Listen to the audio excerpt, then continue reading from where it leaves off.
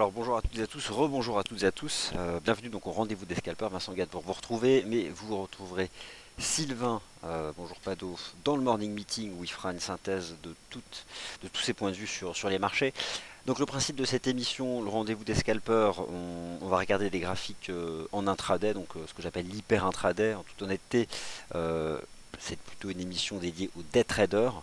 Donc on va étudier les graphiques en données horaires des principaux indices boursiers européens, bien corrélé au risque depuis le début de la semaine, l'attrait pour le risque lié à tout un tas de facteurs que je viens d'évoquer dans le Good Morning Euro Dollar sur lesquels je ne reviendrai pas, donc on va aller droit au but, on va se concentrer sur des stratégies. J'ai le sentiment que en Europe on tente de former des tout premiers supports. Alors moi j'ai une approche, et vous avez pu prendre connaissance de l'avertissement sur les risques liés au trading, qui est l'approche intramarché. Alors il y a trois choses. Si vous vous intéressez aux indices boursiers européens, d'une part, vous ne devez pas les étudier de manière isolée les uns par rapport aux autres. L'analyse technique propre au DAX est indissociable de celle du CAC 40 et surtout indissociable de celle de l'Eurostoxx 50, qui reste le contrat à terme le plus négocié au sein de la gestion d'actifs et surtout benchmark international pour se positionner vis-à-vis des actions européennes, enfin de la zone euro.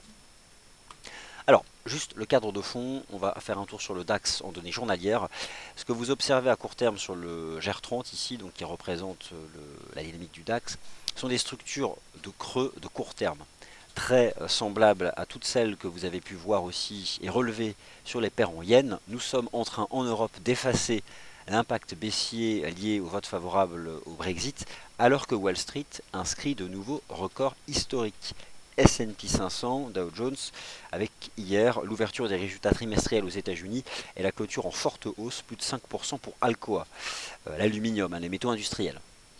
Donc, d'un point de vue technique, les voyants sont au vert sur la plupart des indices boursiers. Alors, juste, permettez-moi de passer quelques secondes sur ce graphique du GR30. Et ensuite, on va se concentrer sur sur l'horizon de temps journalier. Et ensuite, on va passer en intraday. Donc, moi, j'estime qu'on a un double bottom. Double creux de court terme. Je ne vois pas d'explosion haussière, d'envolée, sauf si un jour, on dépasse les 10 500. Mais pour l'instant, on rebondit. Alors, on a ici un double bottom. On peut le calculer sur la base des cours de clôture. C'est 9 348. Moi, je vais prendre ici les extensions de Fibo. Je vais prendre le cours de clôture le plus haut. Voilà. Ça va me donner, attendez, je vais le prendre plus proprement que ça. Ça va me donner en target un 10 073.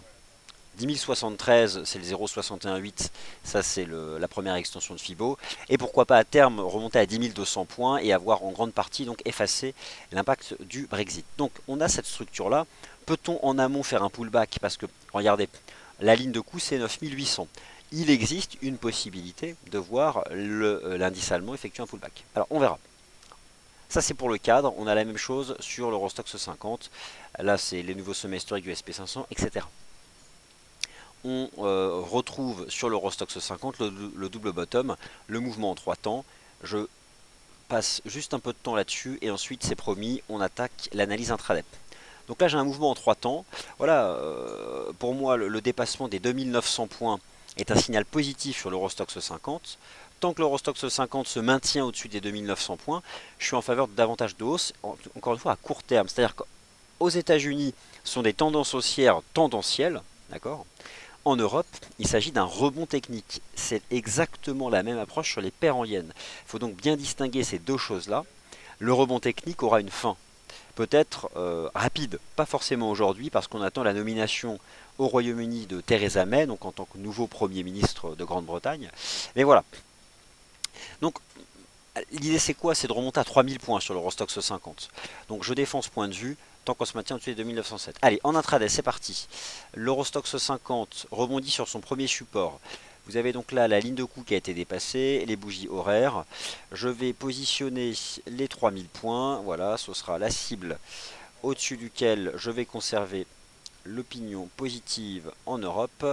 Donc les 3000 points. Je vais retirer quelques vieilles lignes de tendance qu'on y voit clair.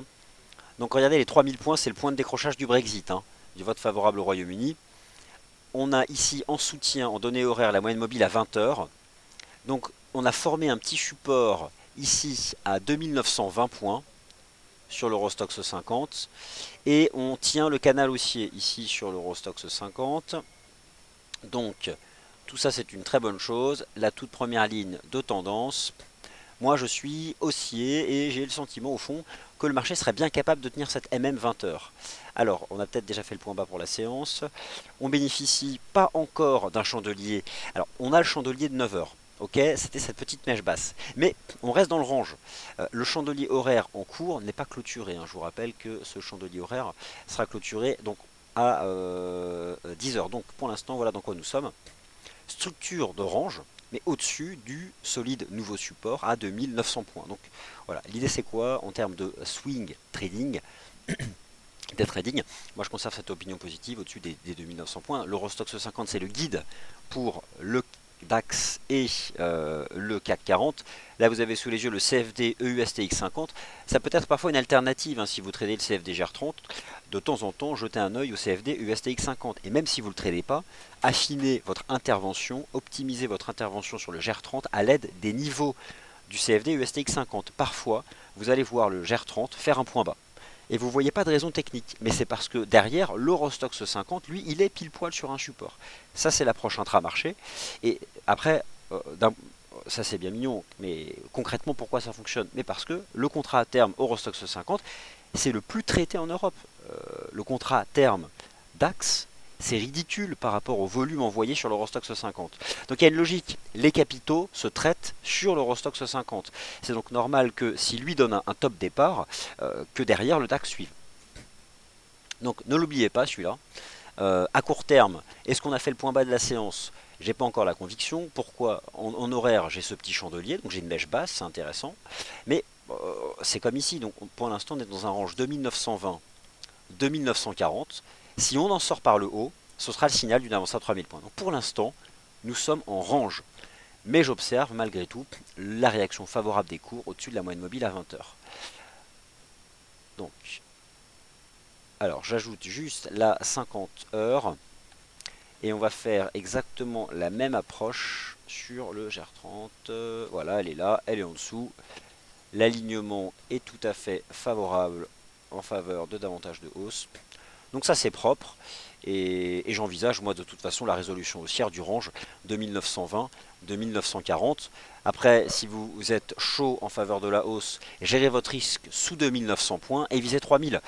C'est à peu près correct en termes de rendement risque. À peu près correct en termes de rendement risque. Donc ça c'est intéressant.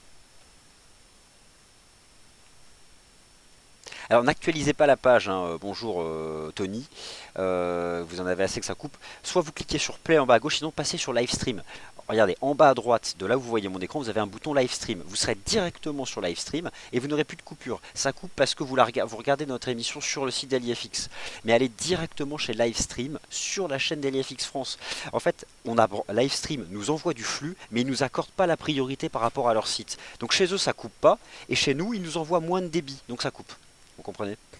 Je sais que c'est frustrant, mais c'est la petite astuce. Donc voilà, en tout cas, pour l'analyse technique de l'Eurostoxx 50. Alors, sans surprise, l'approche que je vous propose ici en intraday sur l'Eurostoxx 50, vous la retrouvez sur le GR30. Le GR30 qui prend appui sur sa moyenne mobile à 20 heures. D'un point de vue des niveaux horizontaux, c'était beaucoup moins propre que sur le Stoxx 50, mais justement, c'est parce que vous avez déjà observé des carnets moi j'ai déjà eu l'opportunité de comparer en temps réel le carnet d'ordre du futur CAC DAX Eurostoxx 50. Le premier, il y a un ou deux contrats qui passent de temps en temps. Le second, ça passe par 5, 10. Eurostoxx 50, c'est des lots de 10, 20, 30, 40, 50. C'est juste pour vous montrer que le lead dans votre analyse technique doit être le CFD EUSTX 50. Et derrière, vous optimisez votre trading du GR30. Donc, là, ce qui est intéressant, c'est qu'on tente de former un tout premier support ici sur le GR30. On a peut-être une structure en biseau ou en drapeau. Donc ça peut être pas mal pour la suite des événements.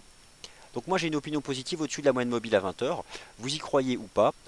Si vous faites confiance à cette approche, gérez votre risque sous la 20 heures. Si c'est la bonne approche, à savoir qu'on serait dans un petit biseau avant d'aller au-delà ici sur ces bougies horaires du GR30. Il faut croire que, il faut considérer que la moyenne mobile à 20 heures, à ce moment-là, bah, permet de gérer le risque.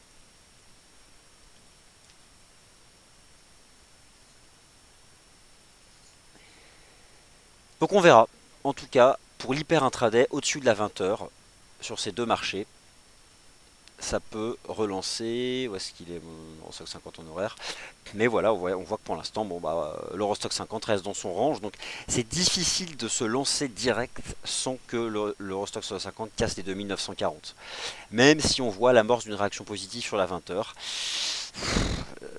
je déclencherai l'ordre en cassure horaire des 2940. Ce sera pas trop tard. Derrière, on va à 3000 voire davantage. Alors, à vous de voir. Vous avez le choix soit de considérer que la 20 heures, c'est le moment de payer. Mais regardez, là, si on clôturait maintenant en horaire, on n'est pas sorti par le haut du biseau.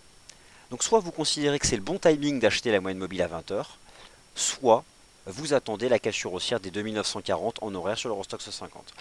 Deux possibilités pour deux gestions du risque différentes, à vous de choisir.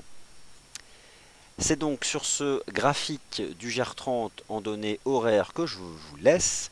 Je vous retrouve à 10h30 pour le point matière première et à 11h vous retrouverez Sylvain pour un point plus long sur toutes ces stratégies, notamment sur les indices boursiers. Merci à toutes et à tous et à tout à l'heure 10h30 pour le point matière première.